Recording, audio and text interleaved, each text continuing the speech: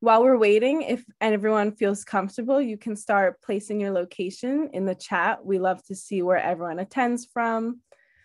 And also, I just want to remind you to please mute yourself to cut down on background noise. And we will just get started. Oh, I just got the thumbs up, so we can get started now. So welcome, everybody. My name is Olivia Knox. I'm an NASW New York State Bachelor's in Social Work senior intern, and I'm on that Revolutionize Social Work Leadership team. Before we begin, I want to make clear that this town hall is not a continuing education program. The New York State chapter does have anti-racist continuing education program every month, free for our members. However, tonight is not a CE program. The NASW New York State staff will be putting in a link to the chat that will direct you to all items mentioned in this introduction. Click the link from the NASW members to view our upcoming CE events. This is our 10th town hall in Revolutionize Social Work. Revolutionize Social Work was created after a student member, Noshin Hoque, reached out to the chapter upset about the racism and white supremacy she experienced and observed in social work, in school, and in NASW. This is an example of the power one person has. We now have over 9,000 people in our contact list. We started this with the history of racism and white supremacy in social work. Then we went on to investigate our chapter. Then we had 3 town halls on social work education, and now 3 town halls on clinical practice. Some few other items I'm going to mention that have come in past town halls, and we will link this to the chat. For anyone interested in becoming updated on the formation of a peer support group, go to the link provided by NASW New York State staff. We do have an update with this. This group will be only open to BIPOC social workers and will be a safe space to connect with peers and process the impact of racism. The Revolutionize Peer Support Healing Group will meet virtually approximately 1 week after our monthly town halls. This group will be starting on June 1st for our first meeting, and this meeting will include a self-care session led by Dr. Silas, LMSW. Now I'm just going to go into some few rules for Zoom, and then we can get started. So for Zoom, you have an option for closed captioning, the live transcript at the bottom of your Zoom screen. There's also options to chat, to mute yourself, to send reactions, some emojis, or to raise your hand. The purpose of tonight is to amplify and uplift BIPOC social work voices. This means that if you are a social worker with white privilege, we please ask you to engage in the chat, use reactions, and actively listen to this town hall. Tonight, you are asked not to speak in the town hall, but to listen. If you do have a comment, like I said, you can place it in the chat, but we ask that to amplify BIPOC social work voices. If you are a non-white social worker, this is for you. We are inviting you to lead this conversation tonight. If you would like to speak and reply to a prompt from our facilitators, we ask that you please unmute yourself and raise your hand until you are called on. So next, we are going to go into the facilitators to introduce themselves tonight. Thank you, Olivia. Hi, everyone. My name is Noshin Hoque. I am an MSW student at Columbia University. I'm one of the team leaders at the Revolutionize Social Work. And I just want to recognize all my Black, Brown, Indigenous social workers here today. This past week has been incredibly hard. And I just hope that this space can give everyone some time to process grief, share our emotions, figure things out together if possible. And I'll leave it to Cecily. Good evening, everyone. Thank you, Noshin. Good evening, everyone. I'm Cecily Mitchell-Harper, and I've been part of these town halls since the beginning, and have co-facilitated on various occasions. I'm just really always grateful to be here, always grateful to be in this space, and especially grateful to have this space this week in particular. So I welcome you all, and I'm looking forward to our discussion, whatever comes. I'm just open to all of it. So thank you and welcome. And I'm going to turn it over to Taj, who's our other facilitator for this evening. Hi, everyone. My name is Taj Ternier. I'm also an intern with the NASW New York State and a senior in my bachelor's program at Mercy College. I'm very excited to be here with you guys tonight. It's the 10th town hall. I'm amazed by that. And I'm just happy to share this space with everyone. Before I bring this over to Samantha Fletcher, the executive director of the NASW New York State, I just wanted to remind everyone and just share that this is a space for BIPOC participants to share their stories. We ask that white participants listen. Listening is a form of participation. This is a space of discomfort, and we are learning how to engage in dialogue and embrace discomfort. I encourage participants to take care of themselves as they see fit, provide mental health resources in the chat, especially for BIPOC folks. And also I want to reiterate confidentiality. Please do not share any names of your agency, supervisor, colleagues, or clients for the protection of yourself and others. And with that being said, Sam, would you like to share some words for us? Thank you, Taj, and thank you, facilitators, and thank you all for joining us from all over the country tonight. We're so happy to have you here and to have this space for processing. And I, again, just want to reiterate what Olivia said, that, you know, this is a space for BIPOC voices. So that's anyone who identifies as Black, Indigenous, or person of color. I am Indigenous. I identify as Cherokee, but it's really important that I say that I have white privilege. So it's not a space for me to speak because I don't experience racism. So this is for people who experience racism to talk. But the Revolutionize Leadership team encouraged me a few months ago to start sharing that I am Native and to talk about that. And so I asked my son, Seth, to join me. So I am Cherokee and I'm part of the Bird Clan. And Seth, do you want to tell them what your tribe is? Oh, I'm Tiahna Pantovich and I'm part of the, Well, why don't you tell them your native name? Oh, my native name is Firewolf. I made it up years ago. I wanted to name myself that. So. And Seth and I really love it when we have our Native peers make comments. He loves to read the comments in the chat. So we want to welcome our Native peers. And one of the things that we've been doing every month at the Revolution is talking a little bit about Native culture. And tonight we wanted to talk about hierarchy. So in Native culture, hierarchy looks much different than it looks in Western culture, and that we really don't have it. And the way that looks in different areas is so like in our family growing up, our children have a voice and they always have a voice. So like we would never say to them, you can't do this because I said so.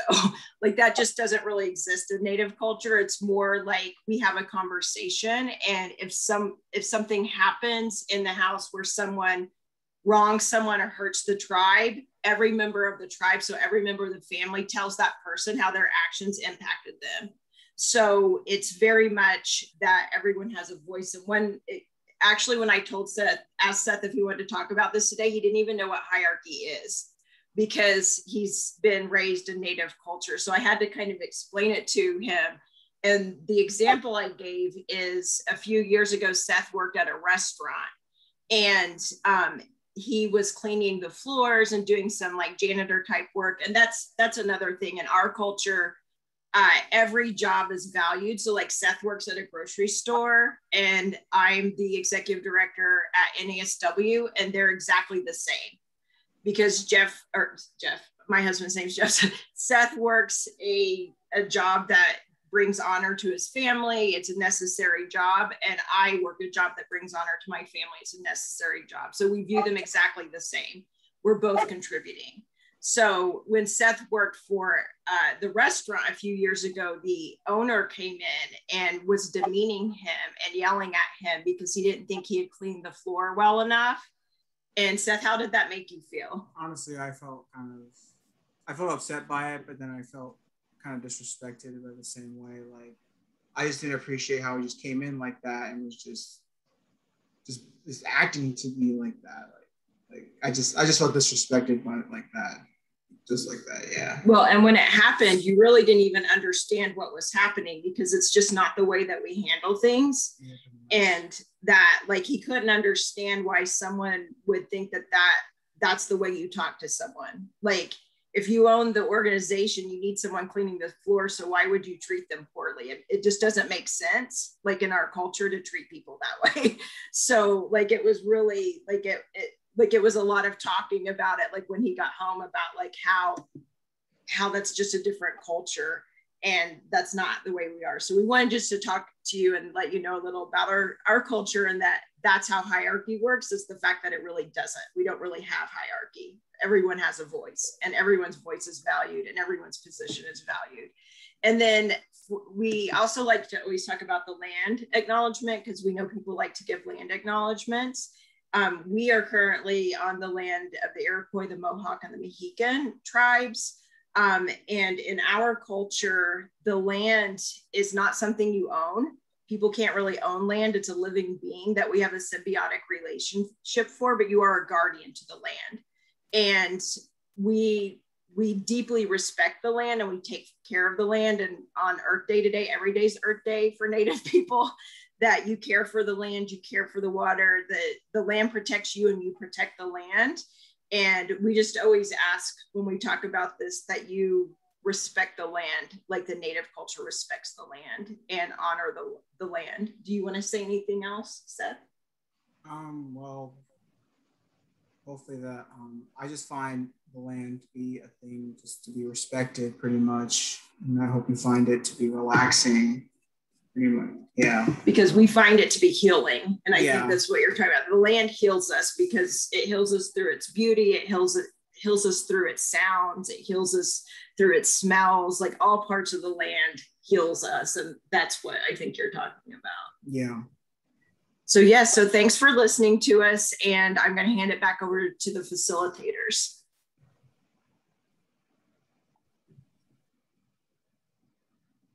Thank you, Sam and Seth.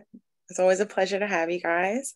We're about to begin, and I would just like for Cecily to share the opening remarks for this town hall.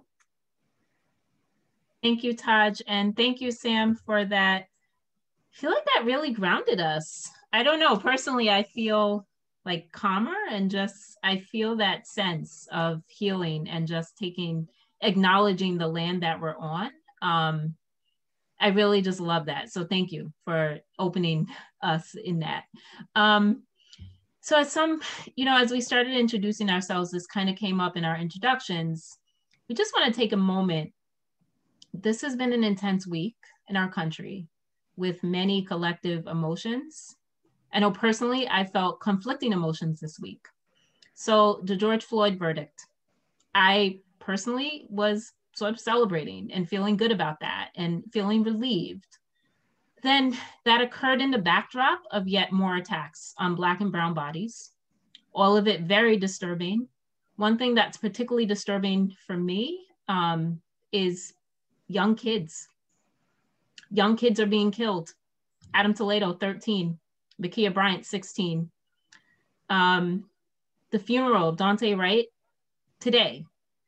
I feel like we're at a place where I was just telling folks this morning, I can't even really keep up with the incidents, the attacks.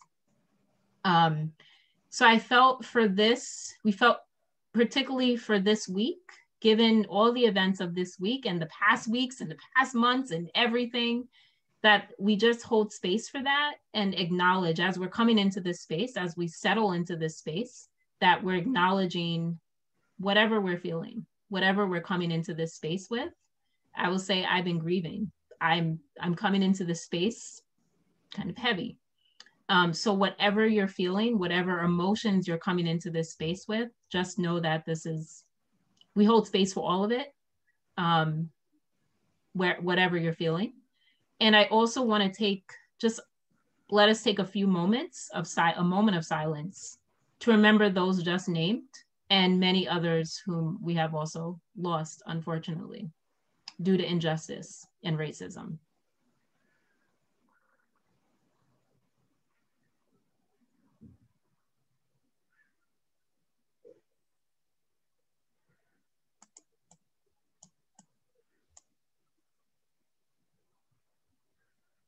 So thank you for that.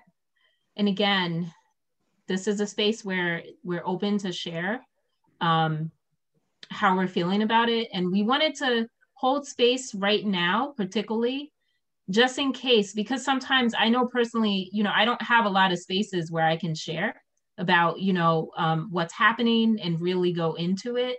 So we just wanted to create a space right now. And this all relates to macro social work. This is systemic. These are systemic issues. These are systemic injustices.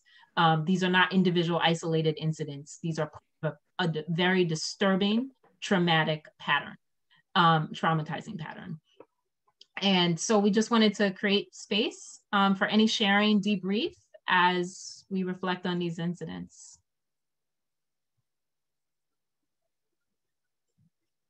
So anyone, if you want to share, and also if you're just in a space that you just want to stay back and listen and, you know, and just take some time to get in touch with how you're feeling, that's totally fine as well.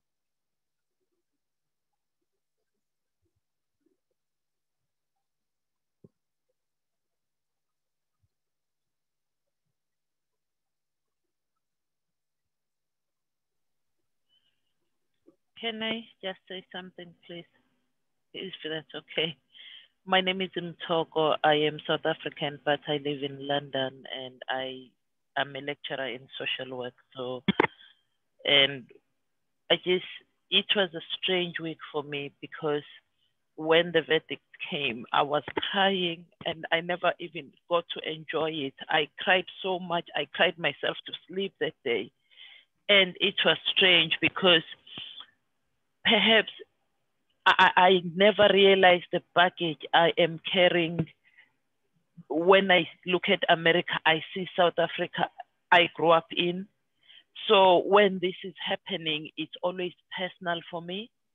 And I found myself, and it was like somebody had died the way I cried because, and Van Jones was saying, all of us woke up this morning being too scared to hope.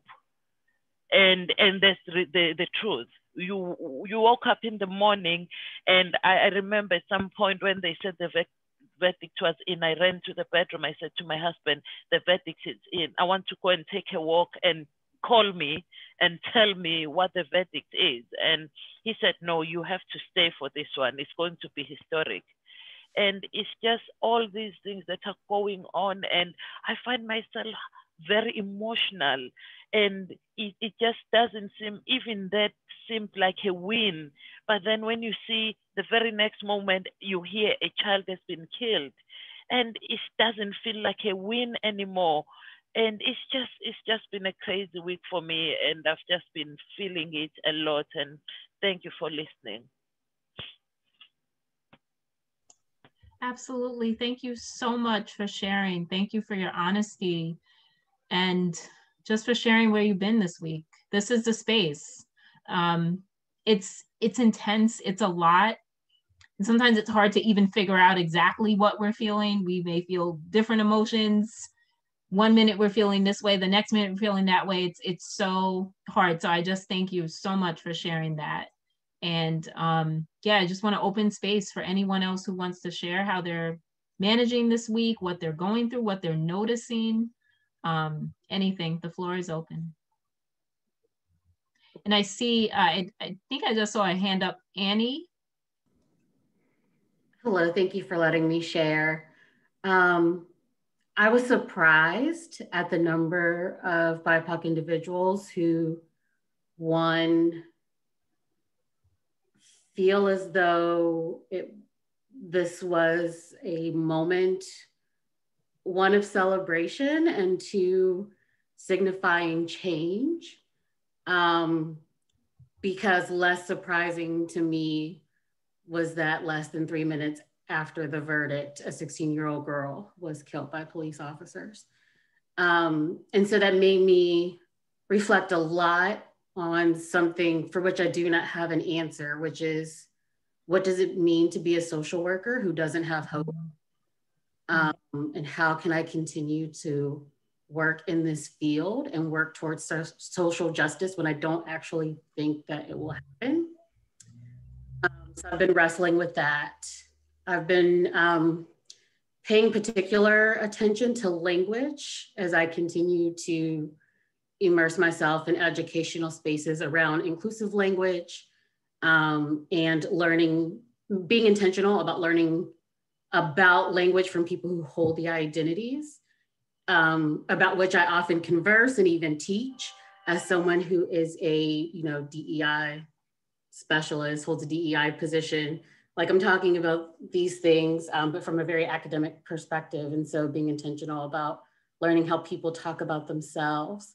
And so language has become really important to me as the primary, cultural vehicle in all cultures.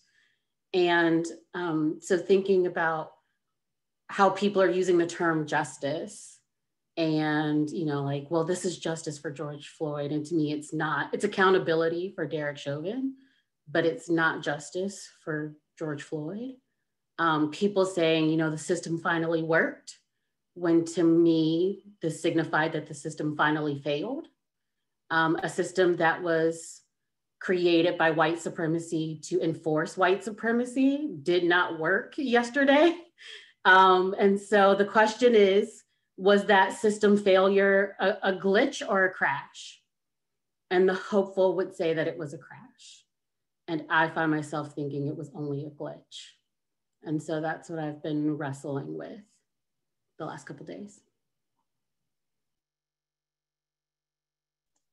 Annie, thank you.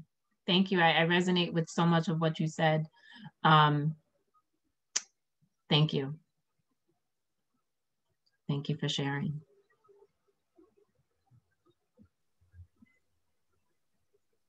I'm sorry, James, do you have your hand raised? Would you like to share? I got a question. To Annie, what is a DEI? I'm new to social work. That is a very fair question. And thank you for challenging me on that, because I often will use acronyms and those sorts of things, speaking of inclusivity in language, and not actually sharing what I mean.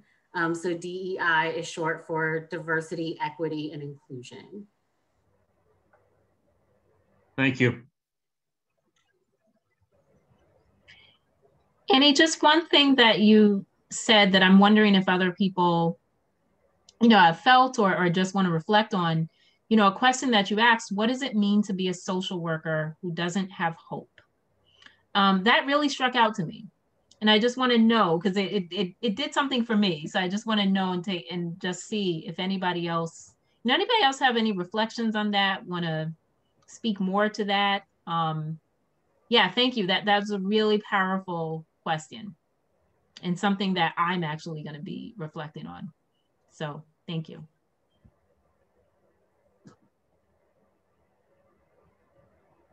I agree with you, Cecily. I feel like that was a very powerful statement, question.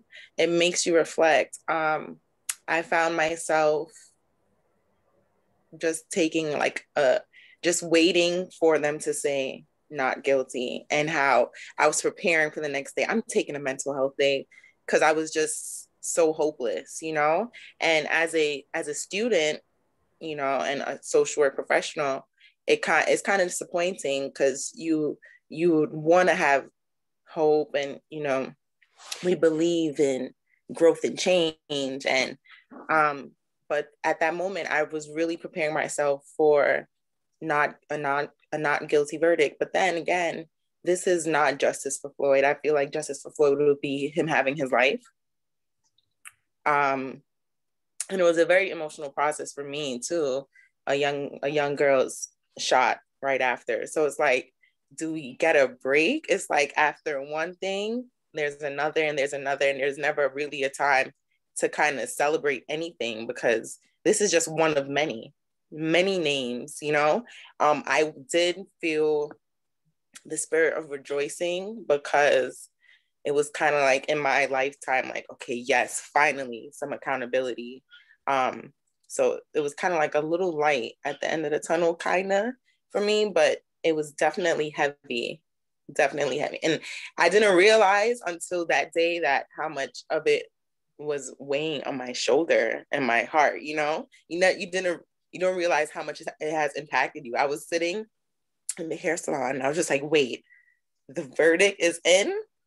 And I'm just, you know, waiting every minute just to see whether, I was like, honestly, you know, they're going to let him off. It's going to be another one of those, you know, but yeah, what does it mean to be a social worker who's hopeless in the system? And honestly, I feel like that's why we're all here tonight. That's why we're here trying to revolutionize, you know, what can we do as social workers? So that's what kind of keeps me going.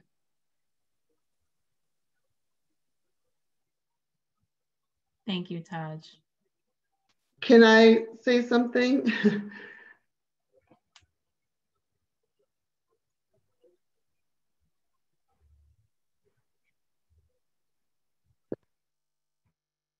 What's happening? Wendy, you remuted. After you said, can I say something, you pressed mute again. You could start over. Okay, sorry. These Zooms are great and they're also very... It happened right again. I would... Just a quick reminder that that we're just asking for people who identify as Black, Indigenous, Asian, or Arab to speak tonight, to just maintain that space for people to be able to process. Okay, I'm sorry. That's okay. Thank you, Wendy.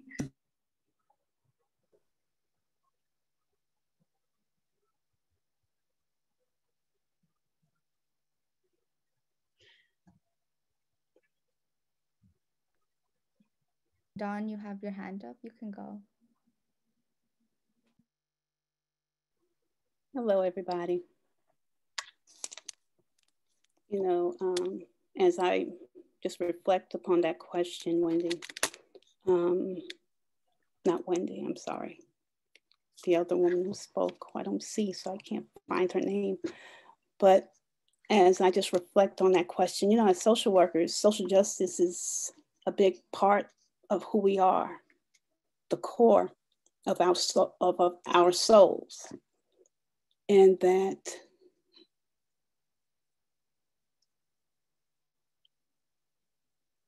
every time I saw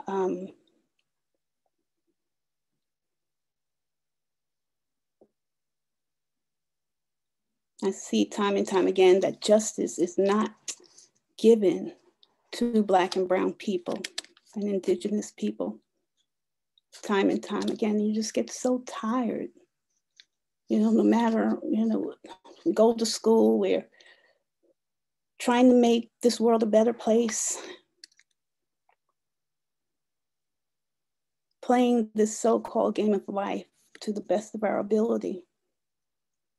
But is it really social justice for Black and brown people and Indigenous people? Will we ever have justice? And so we have one. Yesterday, the 3 guilty verdicts, which is good. I'm glad he didn't get off. But there are many who continue to get off.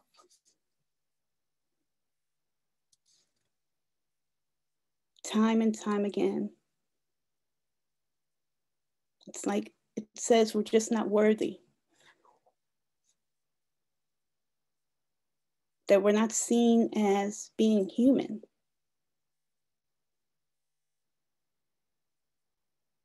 You know, and it just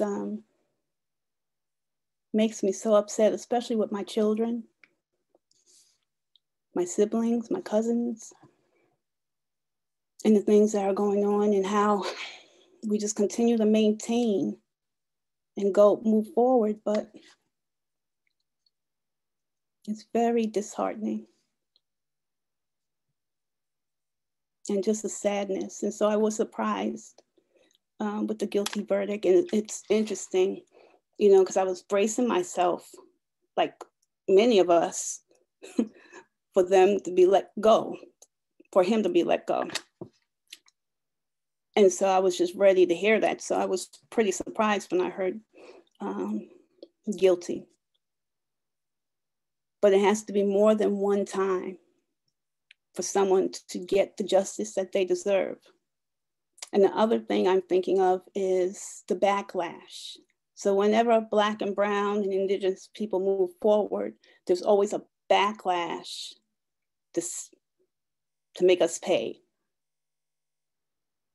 And so that's what I'm thinking of too. So I'm telling my boys, all right, just be extra careful. Don't put your guard down because this verdict has come in. We just don't know what folks are going to be doing or thinking of doing. So I still don't feel like we can just relax.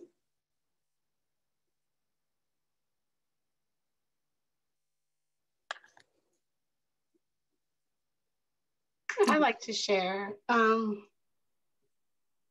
just been kind of these last couple of days writing some things down, journaling, and I had to take yesterday and the day before off because I just really couldn't do it anymore. I don't know how else to, like, just work, be a mom, be a partner, do my schoolwork. I'm graduating this May in BSW, but in the process of like all the other things to try to get into grad school. And all of this, and I just, when Annie said, like, how to be a social worker, that's that kit, that's exactly what like I'm struggling with, because I feel so, I'm angry with everyone. Like, I don't know where this is coming, like pop off at even my husband if he says the wrong thing, or and then the hopelessness, feeling, you know, questioning if I'm going to be a good social worker, if is social work for me. I'm angry at my own, you know, Latino community, because there's a lot who don't get it. And I feel like I'm just angry. I'm pissed off that they don't get it. And I feel like, where are my people that I can surround myself so I can continue to go forth? Because I can't keep going on like this, feeling helpless, you know, hopeless. And then even having safe spaces, you know, like here tonight, I'm here, but my heart's beating because I feel like, is this really a safe space? Is it really? I don't want anybody to say the wrong thing that's going to get my anxiety up. And it's like, how can I feel this way? And I'm going to school for trying to be a social worker. Like, I don't have emotional space for anybody to say the wrong thing because I'm scared how I might respond. I don't know. So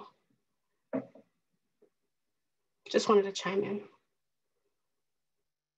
I wanted to just chime in really quickly and say that social workers, our role and our job is to be on the side of the people and to have a pulse of the people and not be about ourselves, because social work has historically been like a middle class, you know, profession. And so I don't think we should lose sight of that.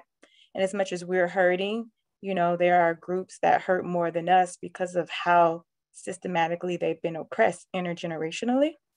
And I also wanted to say that I feel sometimes that civil rights advocates, they are more of a metric of how we should carry ourselves. Because when I watched on TV and saw Al Sharpton and Jesse Jackson and how stoic they were, but they were happy that something came from all the blood, sweat, and efforts that they exerted and people prior to them, that gave me strength. And I can't say that my profession gave me strength, but the civil rights advocates gave me strength. So I think maybe they need to be our models and not necessarily our profession if, you know, we're losing heart in such ways that, you know, it seems to be. So I just wanted to mention those things and hopefully people resonated with what I said.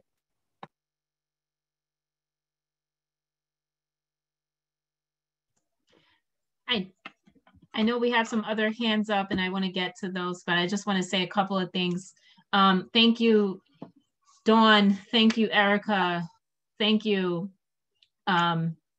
just for speaking, in Amber. Thank you for sharing. What I'm hearing and what I'm feeling in this space is, you know, there's a lot of emotions. we have anger, there's grief, and something I really resonate with is it's almost like I can't even keep track of how I'm feeling sometimes. And the anger is real. And I also appreciate raising the question, is this a safe space? And what do we mean by, when we say safe space, what does that mean? I've been reflecting on that recently. What does it mean to have a safe space? Where are the safe spaces? So I just thank you for that question. Is this a safe space? All right, I see some other hands. Raymond, I know, has had his hand up for a while. So Raymond. I go back to that question about hope. And is there hope in this unjust world for, you know, people who are not white? I experience racism in a different way than Black folks do. I will say that. You know, I haven't been pulled over randomly because, you know, random drug search. There's this comedian, a favorite comedian of mine named Eric Andre, who just today, I think he was pulled over while in the airport and then said, oh, random drug search, while being the only half Black, half Jewish person in line. You know, he was randomly searched and then detained. I don't experience that the same way. I haven't in my life, but that doesn't mean that I don't feel the scars of, you know, decades, years of bullying and mistreatment and erased. My thought is, hope is something that I know I need to hold on to one way or another. And, you know, I hold on to this fact that we do not live in an ideal world. And if we did live in an ideal world, then we wouldn't exist as a profession. Social work will not exist in a perfect world, in an equitable and just world. So until we finally reach that world, however we do, we have to keep fighting, I think, and keep advocating, keep doing what we can with what we have. And maybe someday, you know, we will live in that world. But until then, you know, if it's not us, then who will? You know, if only so many people were social workers, then, you know, we have to keep fighting. Even if we don't see the light at the end of the tunnel, even if there is light at the end of the tunnel, I think we just have to keep going until we finally reach that place where we can say, like, we've made it. We don't have to, we as a profession can be wiped away. But read the comment, yes, someday was sooner than later. And I don't know. Don't let your light fade.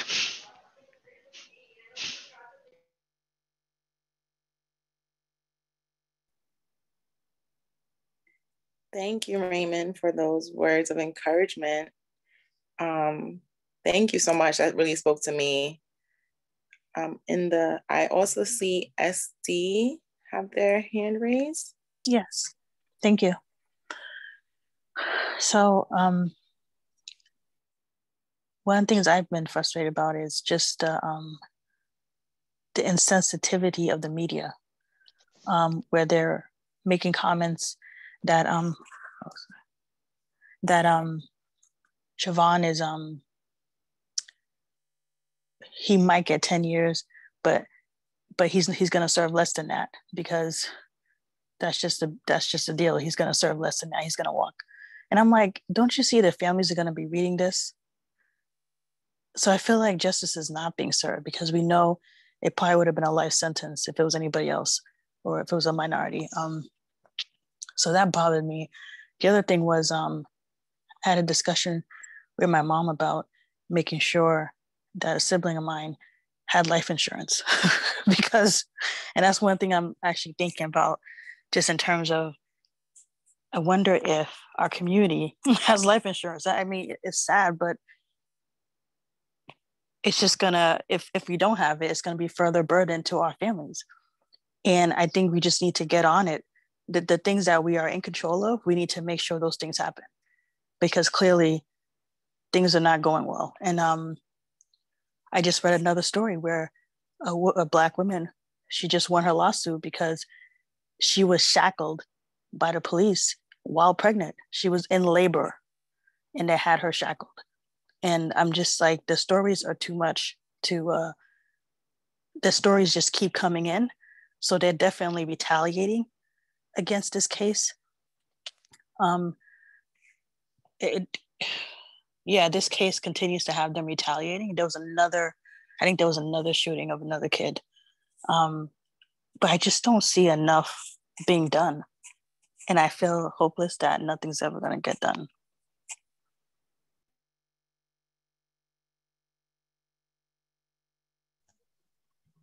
Thank you for speaking to that. See some other hands up. One thing that I want to say is that it just reminds me of something that I can't remember who said this before about backlash. Anytime there's some type of what we would call a victory in, you know, in this march, I don't know what we'd call it, towards justice. And what does justice even mean? I'm even questioning that. There's backlash because not everybody wants this, you know. I'm reading a book, I've read a book called White Rage, and it really speaks to that. This, what happens when there is progress and the ways in which there's also simultaneously ways to take back that progress. And let marginalized communities know that, okay, yeah, you may have succeeded in this one area, but don't get too comfortable. And that's always like, it's this sense of not being able to fully relax. We can't, yes, I was able to maybe take a breath earlier this week, but then it's immediately, okay, got to have my guard up, So I really just appreciate that. I just really appreciate all the open shares. The space is, this is what we, this is the space for that. So thank you. I see a couple of other hands up, Tiahna and Michael. Tiahna? Yes, hi, can you hear me? I really want to share my perspective, and I really appreciated everyone sharing their perspectives. I spent 2 straight years out on the streets protesting these last couple of years, hundreds of days. I spent one encampment outside of the White House last summer that was 95 days straight, posted up outside. And one of the things that I noticed is the pattern in which this generation is not their grandparents' generation. The way in which statues came down the last 3-4 years, the way in which schools were renamed. As a Black child, we don't want to send them to Robert E. Lee Elementary School. The way in which Robert E. Lee fought to keep that child's ancestors enslaved. We don't want to send our kids to study there for 7 years. But those schools are being renamed and they're being changed now. I think what gives me hope is the change I've seen on the streets, the mobilization that we've had, millions and millions of people of all colors, creeds, race, sexualities, to take to the streets and fight the oppression that unfortunately the United States has had to endure for 4 years. We are collectively leaving this presidency with group trauma. And histories of countries go through this where they fall into the hands of a tyrant and you come out on the other side with severe, severe trauma. But this is years of trauma in the Black community, centuries, generations. And if anyone is like a history nerd like me, the 50s would have never had a Kamala Harris. the 70s might have, the 80s might have, but in reality, Black women that look just like me could not have had a role model in a high office until 2021. It really took hundreds and hundreds of years for Obama to be elected, for Kamala Harris to be elected. But my point is that I see progress going in the right direction. It gives me a little bit of hope, but something to clarify, and I do appreciate one of the gentlemen mentioning this earlier, is that there is different types of racism. And as a lighter skinned woman, I have two role models in high office to look towards. What do my darker brothers and sisters have to look forward to? Every day they're turning on the television and they're seeing someone who looks like them being murdered by police. So I empathize. I appreciate you sharing your perspectives. I just kind of want to bring the attention to the amount of change we've seen in 3 years and the change makers that are working hard every day on the streets, the activists, the lawyers that are out there, and the people who even just in this town hall, a white passing woman was able to tell a white passing woman, hey, this is the space for people of color to share. And a interaction like that, we would not have witnessed in the 50s. Our grandparents' generation would not have had a white passing woman tell another white passing woman, hey, let the person of color speak. So that's my piece. Thank you for sharing.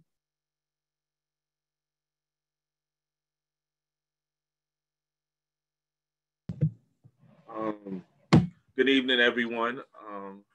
Name is Michael Moore. Thank you for putting this together, allowing us to have some space, allowing us to have the space to really communicate. I'm just feeling numb. I just feel, I should be feeling something. I keep telling myself, but I feel nothing. I feel bad about that, but it's just how I feel in terms of after the verdict. It's like I'm not satisfied. I'm not jumping up for joy. I'm not, it's just that I just have this look on my face, just straight, like I can't really get in tune with work, but I have to think about the clients, need us. And I try to figure out a way to try to, press on and try to manage that with some form of self-care, like taking my mind off of the stuff instead of like, even with the social media, just seeing news feed after news feed or DMs about, hey, what about this? What about that?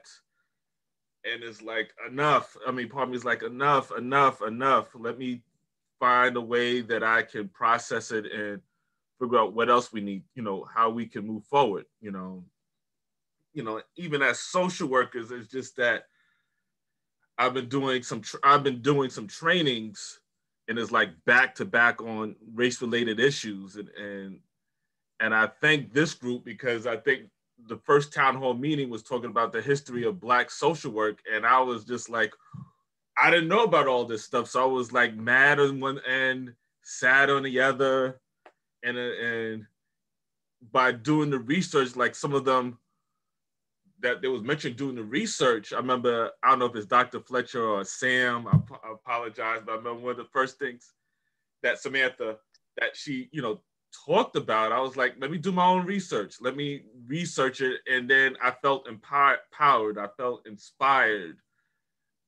I was like, this is the reason why, this validates why I'm a social worker. Why am I here learning about one of my fraternity brothers, Eugene Tinkle Jones, learning about Ida B. Wells, and just feeling stronger and stronger about it. And how do I channel this? And then, sharing it with my colleagues, putting it together, putting a presentation to with other social workers at my agency, and how people was talking about how I never really knew about Black social workers that were in the field like this, and the struggles that they had to go through during that time that leads us up to now. They did it. I feel like, you know what?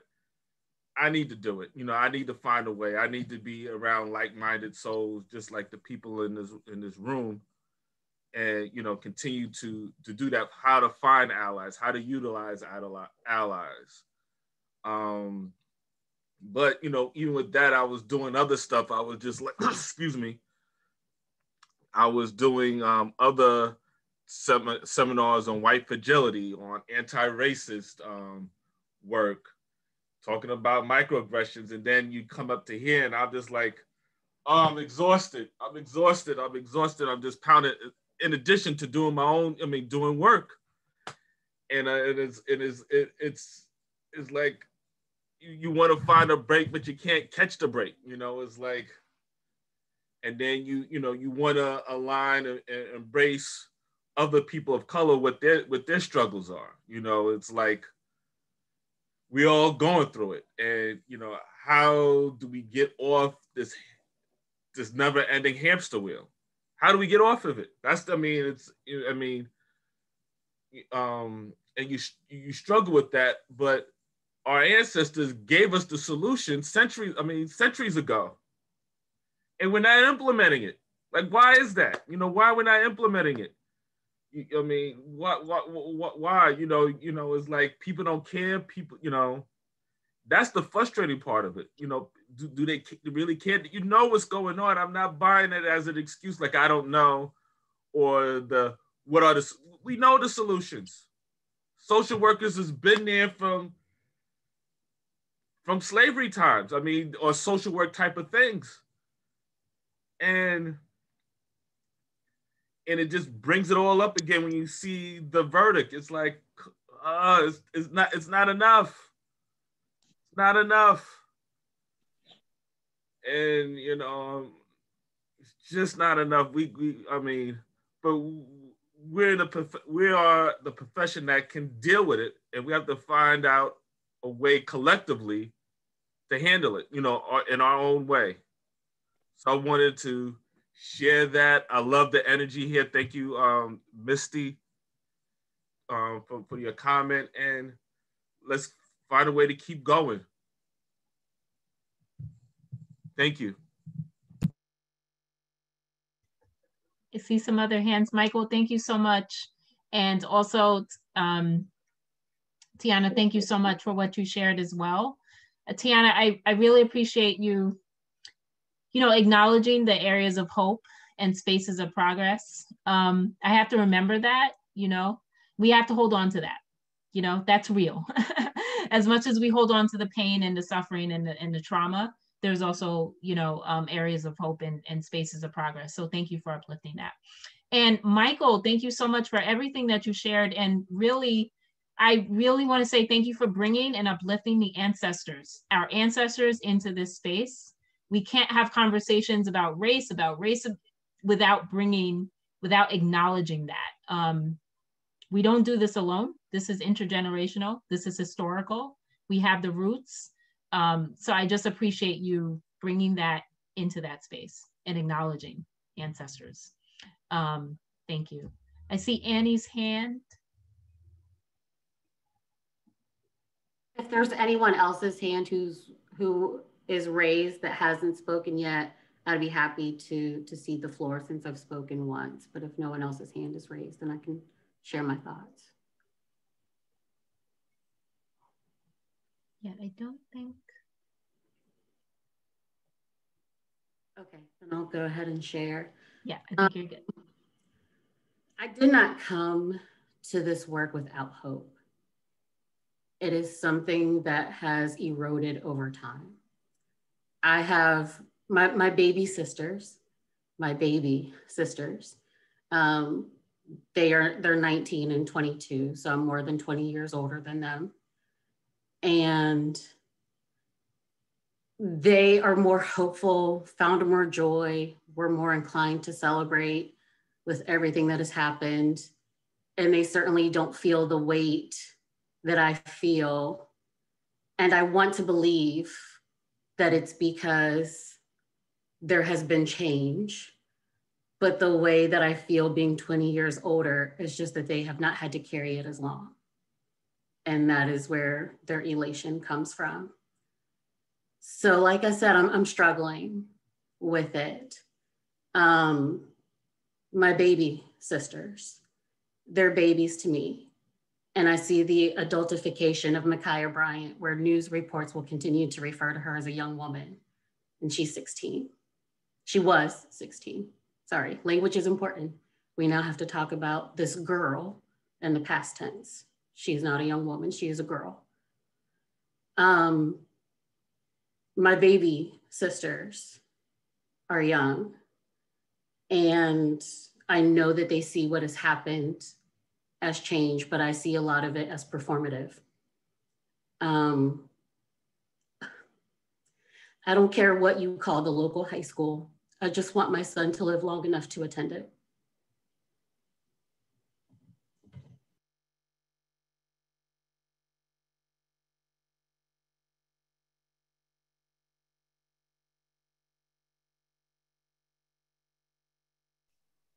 Thank you, Annie, for that. Thank you, Michael. Thank you, Tiahna. I saw in the chat like 100 messages ago, but I just felt like it was important to highlight. I believe it's from Selena Cantu in Chicago. Her comment said that I'm a Latino clinical social worker in Chicago, and she serves the community in which Adam Toledo was killed in. And we're humans, and above all else, before we are social workers.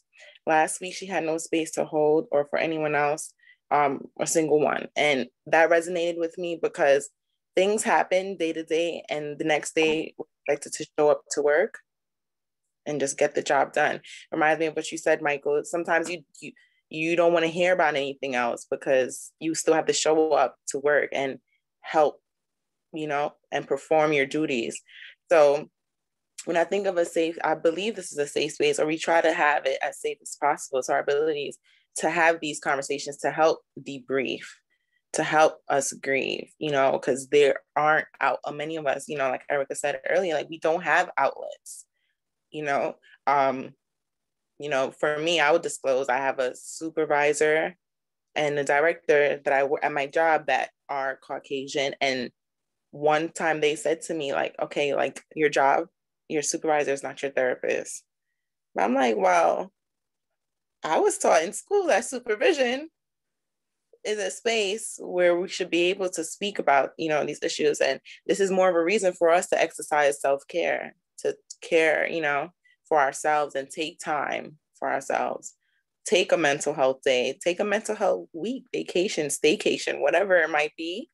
But this just reminds me, like most of us really do not have the space or someone to speak to. I have my friends, we're not all in the same profession. So they're not going to understand and feel how I feel or be able to see things how I see. So I appreciate, being an intern here and being able to be with this work group, to have these discussions, because I honestly would not have an outlet, and I just love everyone sharing your stories. Thank you so much. Taj, thank you. And Annie, thank you so much. This conversation, wow, it's always, I so appreciate just being part of this space. I really just want to say that. Some things that have stood out to me, I think it was Michael who first shared about feeling numb, this feeling of numbness. That's also real. I was just actually talking with a friend yesterday who he said, yeah, I just feel numb. Like I actually don't have any feelings. And I'm just remembering that, this is trauma. This is traumatizing. This is collective trauma. This is repeated chronic trauma. And numbness is a response to trauma. So that's real. And sometimes I feel that numbness. Like I feel like I go back and forth between having a lot of feelings and then almost feeling like I have no feelings. And it's this weird kind of place to be in. But I appreciate that because numbness, sometimes we're just numb. Also, Annie, something that you said, performative acts, performative change. I've been having a lot of conversations and reflecting a lot on performative versus authentic. I feel like a lot of what we do is performative. In this country, we perform. we're taught to perform from the time that we're born, you know, perform. And even the way we speak about change and, you know, organizations and schools trying to become more anti-racist and pay attention to racial equity, a lot of, unfortunately, what I have found is that it's performative. These are performative, symbolic acts that actually are not substantial. And so I'm moving towards authentic. What is authentic change? I'm tired of performances. I'm tired of performing. I'm done with that. So what does it mean to be authentic? And how can we engage? First, how can we engage in this conversation authentically? I appreciate the fact that I feel like we are, because there's vulnerability, there's transparency, there's honesty. That's authentic. And that's real. It's hard, but that's real.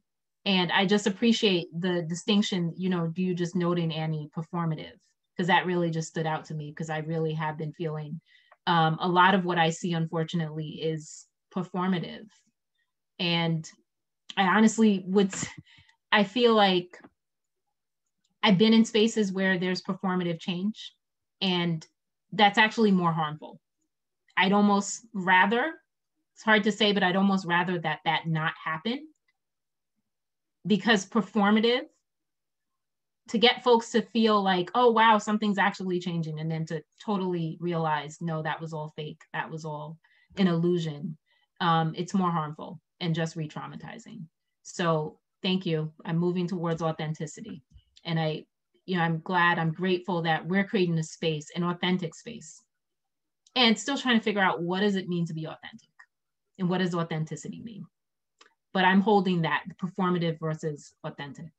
And also, Taj, lastly, taking care of ourselves, so important. No matter how we're feeling, no matter if we're feeling numb or can't feel anything, or we have an overwhelm of emotions, taking care of ourselves is important, but also self-care doesn't happen in an isolation. We are part of a community, and someone uplifted in the chat, I feel like a couple of times, about collective care, community care.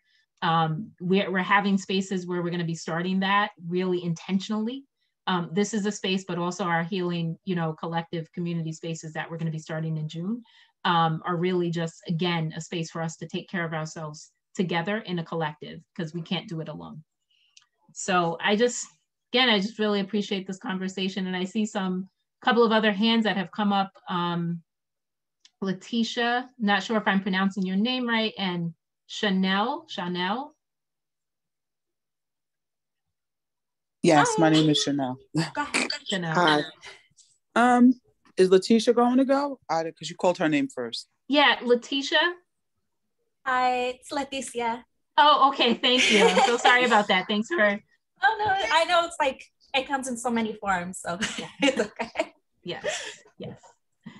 I really loved what Taj had to say. I have there's so many times where, like, even when I was an intern, it was like my second year, I was getting into the whole macro practice thing. And that's around the time when, like, Donald Trump was first, like, in his presidency. And it was like turning back policies, the children in cages. It was shock after shock after shock.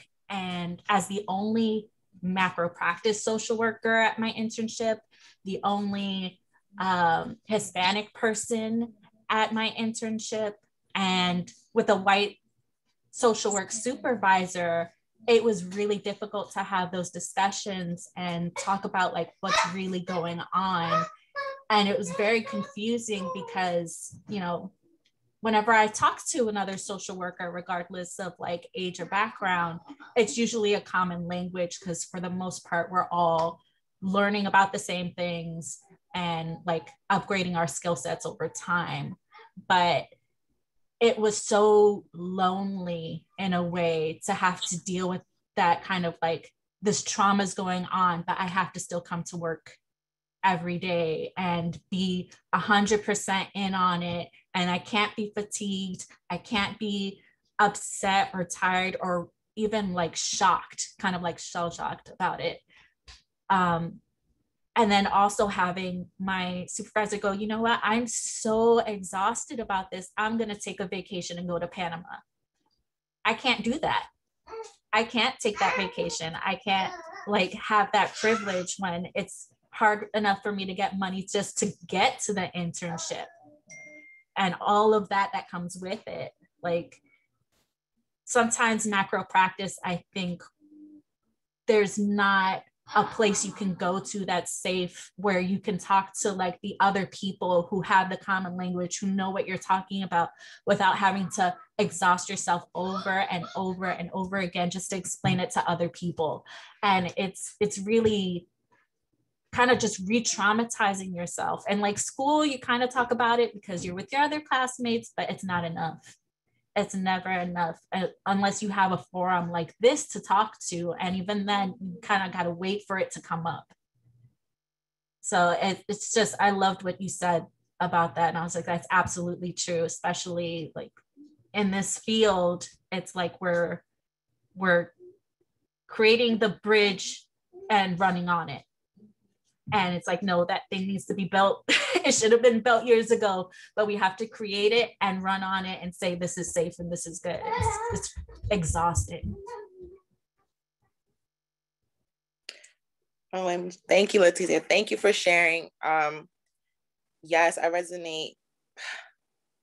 Just thank you. I can't even find the words to express how like relieving that is. Like, you know, for just finding understanding. I enjoy these town halls. I've been here since the first, you know, and I just enjoy them because I'm able to relate. There's people that are able to relate to me, even as a student, you know. Yes, thank you so much. And I guess Chanel, you could go ahead and share if you're ready. Hi, yes. My name is Chanel, and I'm coming to you from across the bridge in Jersey. I think this is a really great forum. I've been listening to what my peers and my colleagues say. I'm going to call you my peers and colleagues, even though I probably can't pick you guys out of a crowd of two people, because we share the same interests, and I feel that we are in the same struggle. A lot of things that was said, and I'd just like to speak to. For the one lady, she, you know, was saying that she's really at a dark place, and, you know, she just doesn't know anymore. And it's almost like she feels as if she's hopeless. That is normal, right? And it's okay to be in that dark space. And maybe because we are social workers and because we are people of color, that dark space is not unfamiliar to us. And that just reaches out to the other young lady. She had braids with the red shirt on, where she said that she wondered, would the encouragement come from the social work profession? Because when she looked at Reverend Jesse Jackson in Sharpton, that's where she received her, you know, her ignition to feel hope again. And that is something that's just who we are, because that's a part of our history.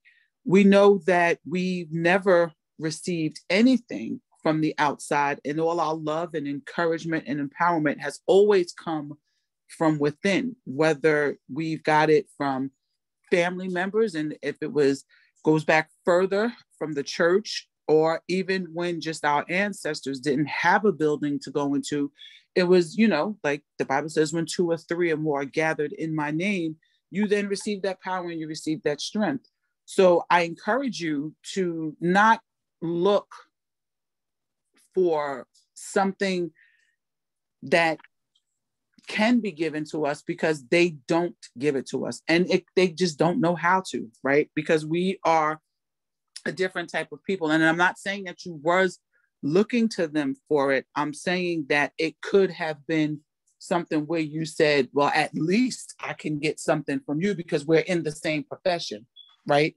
So I just encourage you to, you know, tap into who you really, really are. And I wholeheartedly believe you will find what it is that you need to do, because struggle is who we are. We are resilient people.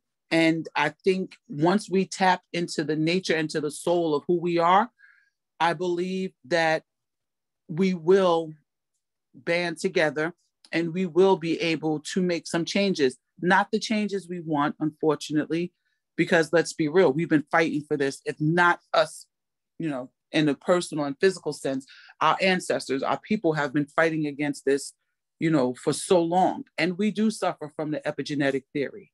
To the young lady who's taking care of her sisters, I understand what you're saying. You look very good to be 20 years older than them, I just want to say. Very pretty. I understand your struggle because I too have a son, and I'm on pins and needles to let him walk to the store, to do anything, right? Like he has a trip this weekend, him and his dad are going up to Pittsburgh. And I'm like, Lord Jesus, because, it's the backlash. So I do understand what you're saying, but I'm asking at this moment, I think you have a lot to give. Take the time to breathe, right? Relax, relate, release, take that time. And,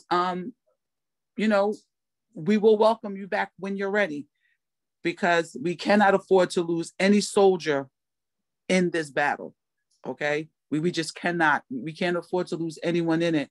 And to speak to the authentication and the performance, I totally agree, right? And performative. And I'm so happy that that was brought to light, because after the verdict, I have to admit, when they first said guilty, I was like, whoa. And then when they said the second guilty, the tears started to come.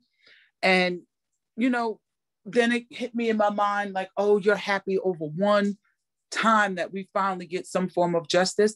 And to say that statement is fair, and I can understand someone believing that and feeling that, but I'll take that one, because I know that we have a soldier and an army of people who are really dedicated to making that change.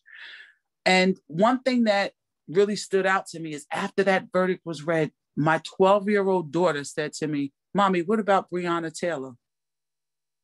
Right? And it hit me, right? The same statement that was in my head, oh, you're rejoicing over one, my 12-year-old daughter brought me back just that quick. And my response to her was, we have to keep fighting.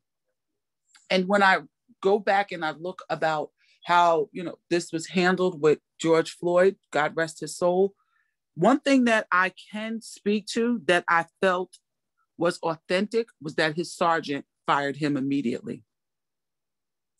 And that wasn't a performance, that was authentic.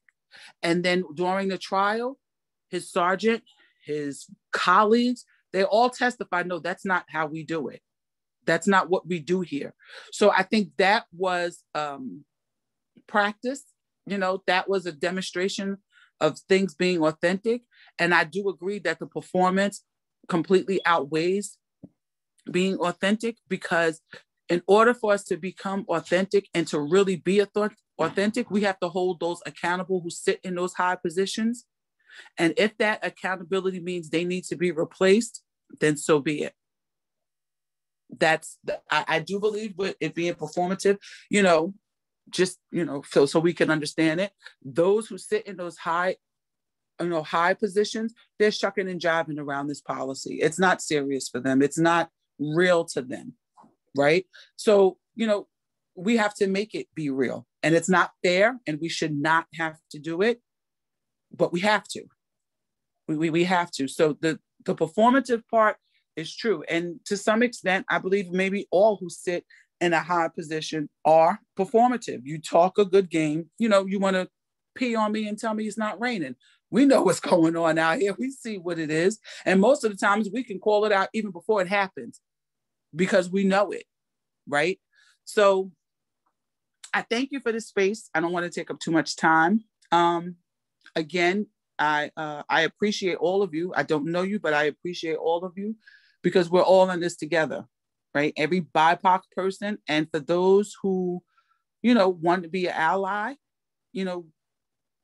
besides just saying, oh, well, this is unfair, this is not right, get to know us because the struggle is real. Okay.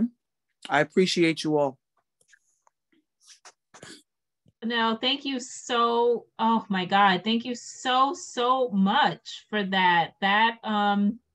Wow, amen to like everything that you said. A couple of things that just struck out to me, and I know we have some other hands that we're gonna get to. tap into the souls of who we are, like tap into our souls. That just struck out. I had to write that down. Thank you.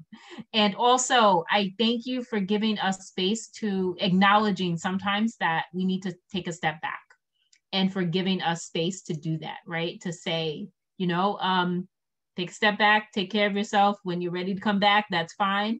I really appreciate that, because one of the things that we've really been mindful of throughout this series, and also as we move forward, is that we want to acknowledge that this is hard stuff. This is hard stuff. We get tired, we get overwhelmed, we get fatigued. There's a lot of fatigue that I'm hearing that folks have uplifted in the chat, and just I'm feeling it, right? There's fatigue, there's overwhelm. It is so important for us to take care of ourselves. And sometimes that means taking a step back, taking that day and saying, you know what, I need space. And also that's a privilege, because sometimes what I'm reminded of is there are some folks who can't take a step back.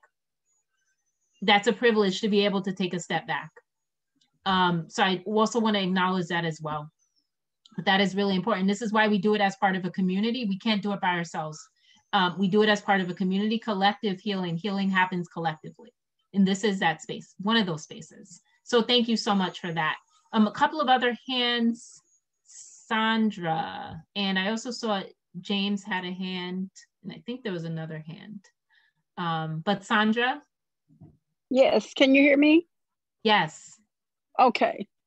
In some ways, I almost feel like I really shouldn't be on here, because I am a clinical social worker, recently retired after 40 years of working. Have always been a voice for those who didn't have a voice. And my motto was always, never give up, never surrender. And I simply want to say that racism and all that we have been seeing over these last years and years and years and years is deeply embedded from the court system all the way down. And I never felt it as much as I have recently with dealing with the death of my own child. And to see how the court system handled it. And I felt strongly that it wasn't dealt with properly because my child was Black, my daughter. And so personally, when I sit in the courtroom and I see a racist judge, I see a racist lawyer, and I can continue. I see some chief of police who are racist, who abide with what has been done wrong and agree with it and say that it's okay.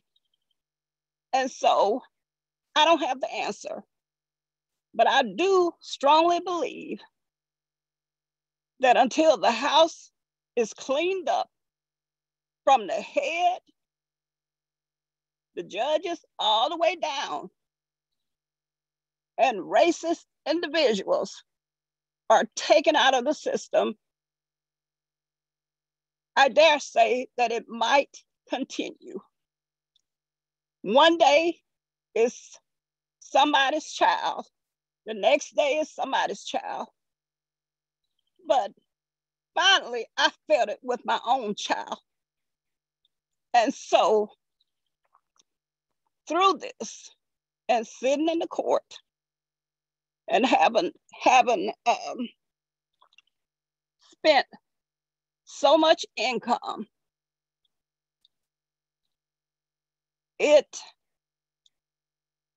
makes you sometimes feel the inequality deeper and deeper and deeper. But out of all that I have gone through recently, in my 40 years of a social worker, I still say never surrender, never give up, never lose hope. One down, maybe the next one will come down, and the next one will come down, and the next one will come down.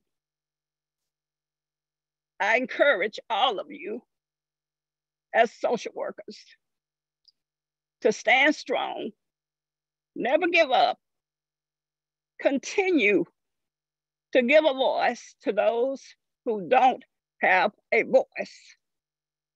And thank you for my space. Thank you so much.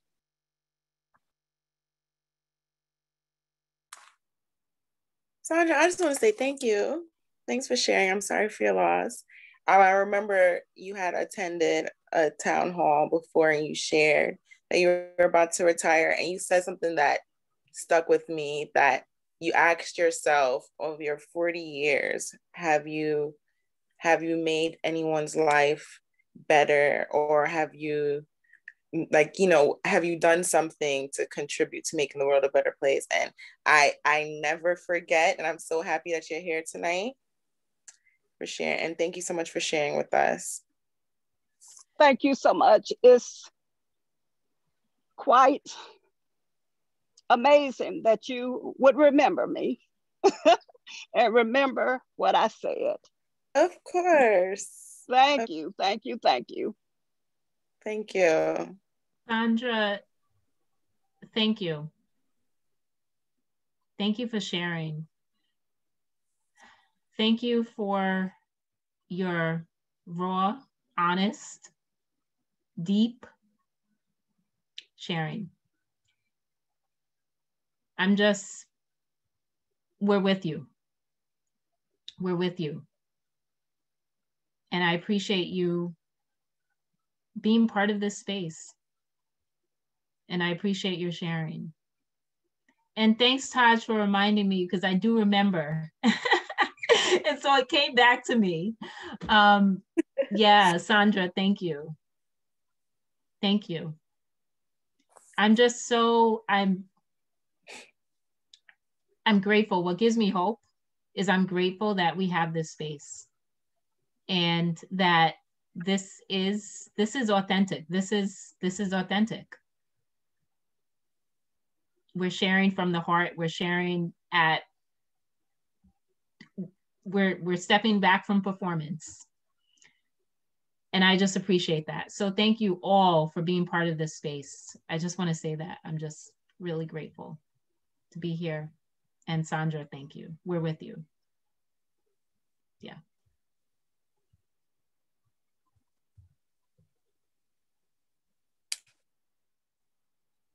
Go, Taj. I'm sorry, Noshin. Were you going to say something?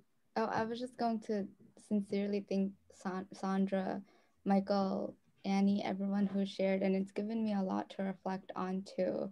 And then I'm reflecting so much on what Cecily had been saying about authenticity versus performative, and how I am BIPOC, but I'm not Black, and how much of a role I have to play in making sure that I'm also like fighting for Black liberation, because Black liberation means everyone's liberation. And sincerely, that's so true. And just making sure that I deeply understand what that means, because it is a collective trauma for all of us. And as social workers, we have a very, very huge role in making sure that we are fighting for that change. And I keep thinking about how this numbness and this like cycle of numbness to emotion to anger is such a tool of white supremacy, because it gets to even control how we are able to react. The fact that we're forced to go back to work after experiencing trauma, and it's because of white supremacy. And it's so hard to fight that and like be like, no, I'm taking care of myself, because that's resisting white supremacy, but then we feel guilty about it. And then just trying to figure out the cycle of like resisting and fighting and acknowledging it's so much to take in, but so much to also reflect on. But everyone's words today have been gems, and just thank you so much for opening and sharing all of that. Noshin, thank you. Oh, thank you. I think James' hand was up before. I don't know. I saw that up before. James, did you want to say something? I thought better of it, and I just thought better of it.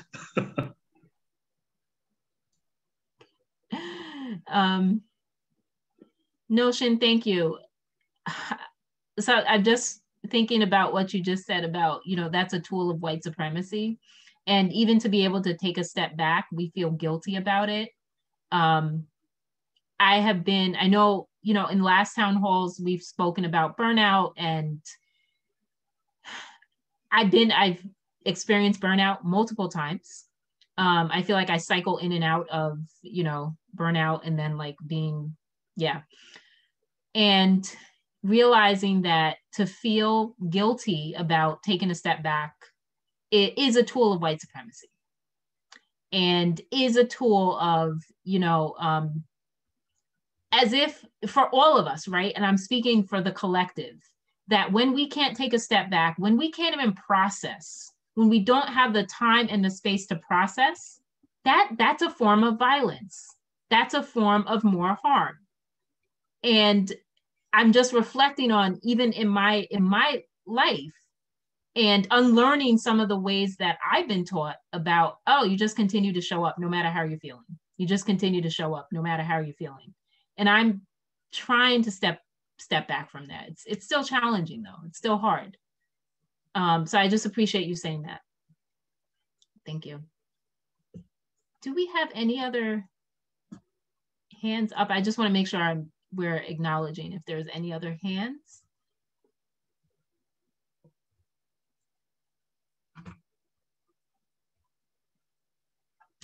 I just see Kareen.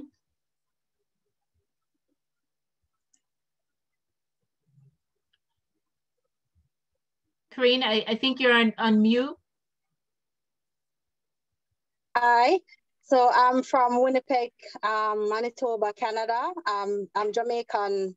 I got my social work degree in Jamaica, then I did my master's here. And I must say that the experience of the whole racism thing, I live in one of the most racist cities here in Winnipeg, Manitoba, Canada. I guess you guys probably are aware that we are one of the most racist provinces in Canada.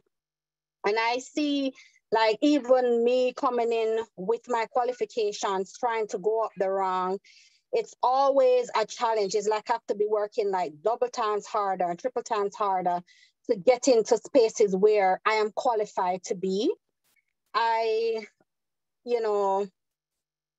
Even in my own, like when I was doing my master's degree and stuff, I feel a couple of my colleagues and I were Black, we classify it as polite racism that we have experienced as, even with some of our academic advisors and some of the, how they score us versus how they score our colleagues with our grades and stuff. So even in our own schooling and our profession, becoming like professional social workers, even in our training, we experience racism, and even in the workplace and all of that. And it is something very heartrending, because I was hoping that because of our social work values and ethics that we would have had that equal or fair share at the game or in the playing field. And, I was going on the NASW thing, and I saw that the town hall is happening, and I said, you know what, I'm going to listen in, because I know now that it's not something that we just only face here in Canada, being in one of the most racist provinces, but also even other professional social workers in the States are facing the same thing. And I don't want us to, lose hope that we are social workers because there are people who need us and need us to be a voice for them, even when we ourselves are facing some of the same situations that they are facing. But the fact that we end up in a profession where we can become a voice for them, as our 40-year veteran has just shared, we should continue to be that voice.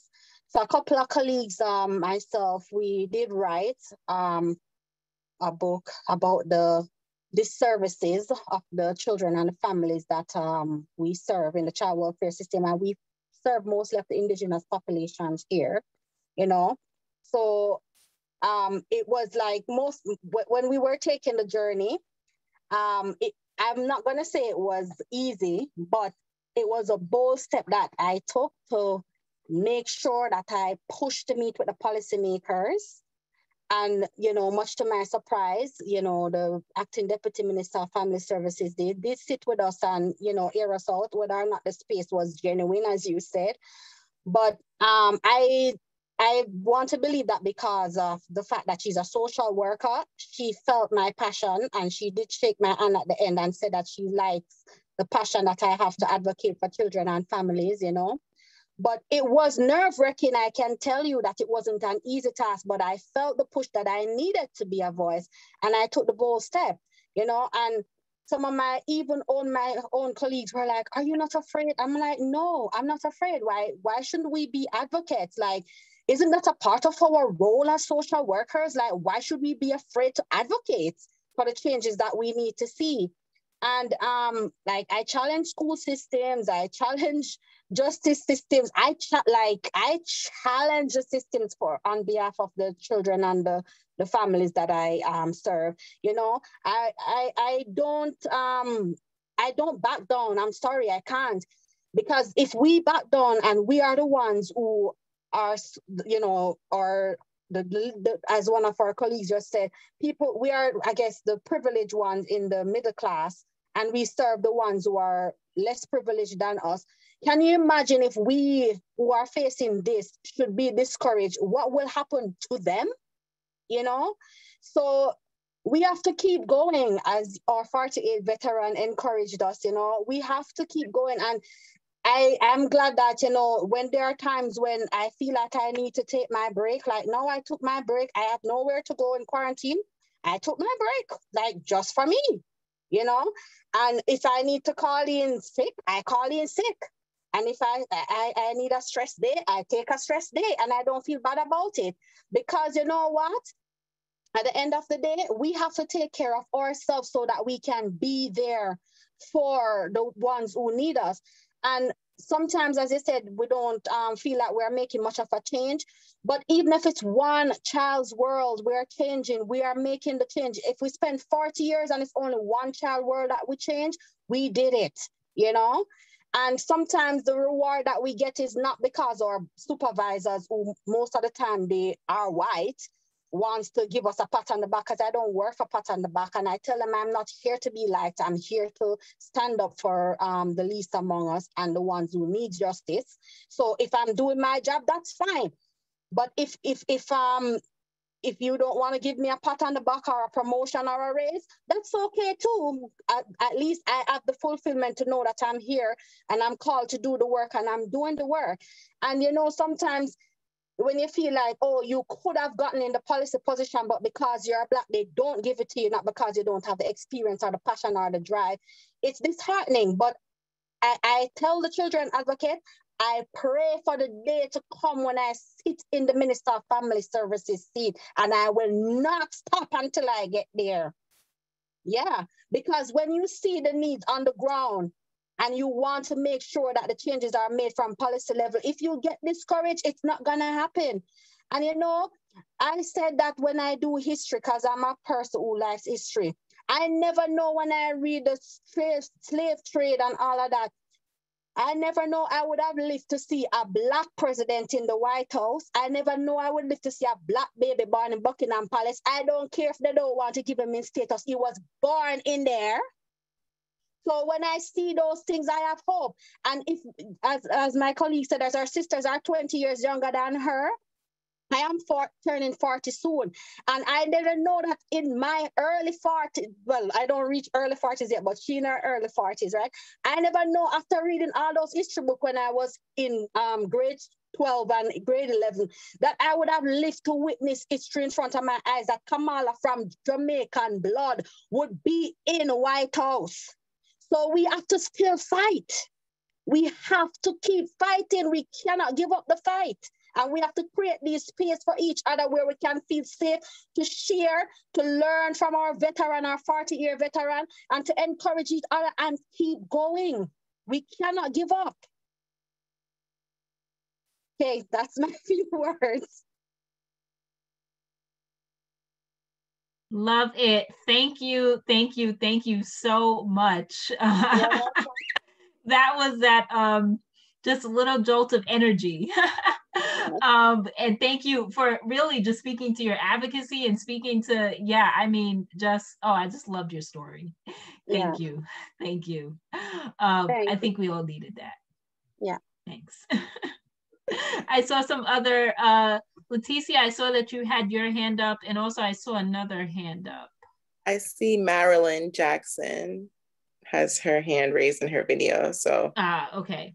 If Leticia would like to go, and then we can have Marilyn. Marilyn, yep. I don't, after all that, I don't remember what I was going to say. I was just enjoying everything that Karine was saying. So go right ahead. Got it. All right, so Marilyn.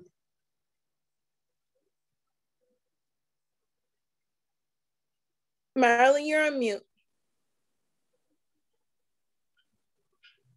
Okay, good evening, everyone. I am from Bermuda, and I'm a 40-year veteran as a social worker.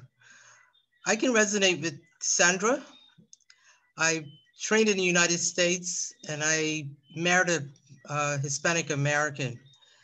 So I have grandchildren, 4 boys, and I've been watching the news very closely, especially with the case with Chauvin, Derek Chauvin, because I fear for my grandsons a lot. As a clinical social worker, I've trained as a clinical social worker, but I've worked in the school system, I've worked in other places, such as the courts where I'm working now. I haven't retired yet. I need to, but Bermuda's a very expensive place to live. I hope some of you can get here one day and you can see my beautiful island. We are a colony. We're still a colony. Something I had a discussion about over the weekend where we talked about independence. I've always been for independence, but with independence, people have to have be in the same mindset. And when I look at the United States and what's happening in the United States, it's very sad. I'm angry, I'm sad. When I see people coming together and protesting, it's sad what you're protesting about, but at least you're together, you're coming together. Like Karine said, we can't give up. We can't give up. I haven't given up. I still have passion. I still deal with young people. I still deal with teenagers. I don't know, I'm 67 years old and I'm saying, what are you out here dealing with teenagers? But what I find is that I don't always follow the social work rules, in the sense that I try to get young people to understand whose shoulders they're standing on. I try to incorporate my own culture, my own authenticity into it. And I asked a young lady the other day who's having some serious behavior challenges. I said, whose shoulders are you standing on? And she mentioned that she was standing on her grandpa's shoulders. And I felt so energized behind that, because she could at least recognize that she's standing on somebody's shoulders. And that gave me hope that we all have to understand whose shoulders we're standing on. Like the young man that said earlier, he learned about the history of social work. I come from a colony, so a lot of times we have to look at decolonization of even the social work practices we have. In my country, we have to look at decolonization of the court system. I've been subjected to racial profiling in my country, although we're the majority. It's like a mini South Africa, how when they had apartheid in South Africa, and South Africa still hasn't recovered. What we have to start thinking about is how are we as a global people? Because I identify with African people all around the world. I've been to South Africa where they told me welcome home. I felt very much very much connected to my people. However, I hate to say I'm giving up hope because America's gotta survive this. The Black America's gotta survive this. People of color have got to survive this. And it saddens me that within 1 week, we've had, I think today was another killing of a young person, but I'm not sure. But we've had at least 3 killings since the verdict came down. My grandson's 25 and under. 3 of them are adults and 1's a teenager. I pray for them every day that they will get home safely when they leave. I am connected to them, even though I'm in Bermuda, just so that I can give them support. I seem to be able to connect with young people here in Bermuda also, just to give them support. Some people are studying, some young people are studying social work, so I act as a support to persons that are studying social work, because I'm on my way out of the profession in a sense. I need to retire soon. I'm almost 70 years old. However, I want to make sure that they understand whose shoulders they were standing on. I know the shoulders I stood on. They need to understand the shoulders, and maybe within your own circles, in your own places, homes, or wherever you live, and where you practice as social workers. We don't have many white social workers in Bermuda, which is interesting. However, what I deal with is a system that I have to still fight to advocate for my clients. I still have to be out there challenging my own people, my own social workers of my own color, to say, hey, this is not right. You're not treating my clients right. You can't sit here and judge people because of the situations they're in. So what I want to say to everybody is that don't give up hope, although it seems very hopeless. We are the dominant population in the world right now as Blacks, as people of color. I wouldn't just say Blacks. People are afraid of us because they know that our genes are dominant. They know that we're going to be able to rise up and be powerful, and not in a negative way. What we need to do is help our young people to identify with the fact that they have what it takes to survive this. But we all need to stick together. I think what I see in the United States and even in Bermuda, because we just had a murder about 5 minutes down the street from my house. But that was a black on black crime, unfortunately. but it's fueled by racism, because a lot of our young men are disenfranchised in Bermuda. They can't get into the corporate side of Bermuda. They can't get into jobs that they want to get. They drop out of high school.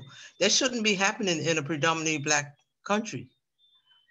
So what we need to do as individuals in our families, like the young lady that was looking out for her sisters, we need to look out for each other and make sure that we embrace each other. And the authentic part of it is that we have to be that way.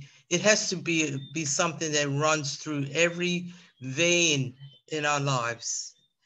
It's something that the authenticity doesn't just stop because you want to say you want to be authentic, but it has to be in every aspect of your life. Because my colleagues know, they may not necessarily like me, but they know that I'm a person that has integrity. They know that I'm a person that will fight for my clients. They know that I will stand up and fight for them if necessary. But that's been years and years of practice. I'm in my 40th year of practice. I didn't think I was gonna make it this far, but I've never felt like giving up. I felt frustrated. So for you as beginners, and for those of you that have been out in the field for a while, I just want to wish you all the best. And take care of yourselves and make sure that you are doing self-care. Marilyn, thank you so much. Thank you for sharing all of those gems, that deep wisdom. Oh, I love it. And I love that question, whose shoulders do we stand on? Like, thank you for uplifting that. And also, the authenticity runs through our veins. Every veins has to run through all of our veins, has to be in every aspect of our lives. Thank you for that also. We have to embody it. It has to be full. It's not performative. So thank you. I love it. Thank you.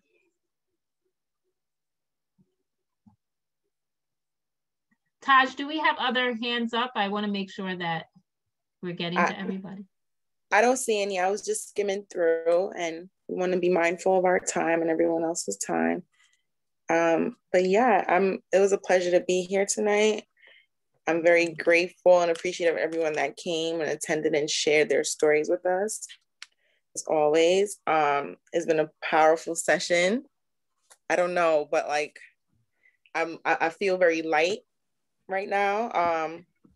And I don't have a better description of how I'm feeling, but I'm very grateful and I feel very light. I do want to invite everyone all to our next town hall next month. It will be May 25th, I believe. Same time, 6 o'clock. You can register. I'm sure Sam or Amelia would put the link in the chat. We also are I'm also a leader of the Revolutionize Social Work group. And I would like to, everyone that shared tonight, if you're interested and want to participate in our work groups, because we're doing these town halls for a reason, for a purpose. And I love hearing the stories. I love hearing how you guys are advocating for yourselves and for the people that you serve. And I just want to invite you all to, be a part of our work group as well. Taj, thank you. And Taj, I agree. I feel lighter. I feel like it's interesting because this whole week I've had a range of emotions. And I feel like even in just the course of about 2 hours, we have went collectively through a range of emotions. We've held space for trauma, grief, pain, sorrow, and then also resilience, joy, hope, advocacy, empowerment, like holding space for all of it just in the course of 2 hours. So I really appreciate that. And I'm just looking, somebody said in the chat, they feel whole. And that is that's so heartening. And I feel it just reminds me that a definition of trauma, from an actually indigenous definition of trauma, is this disconnection of the body, mind, and the spirit. And so resilience, or, healing from trauma, is actually that restoration.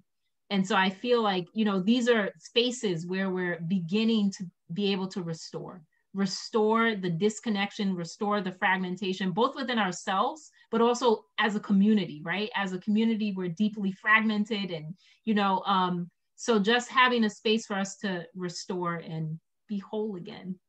I just so appreciate that. Thank you so much for everyone who has shared. Thank you for bringing your whole selves into this conversation, and for the authenticity and just showing up and supporting each other.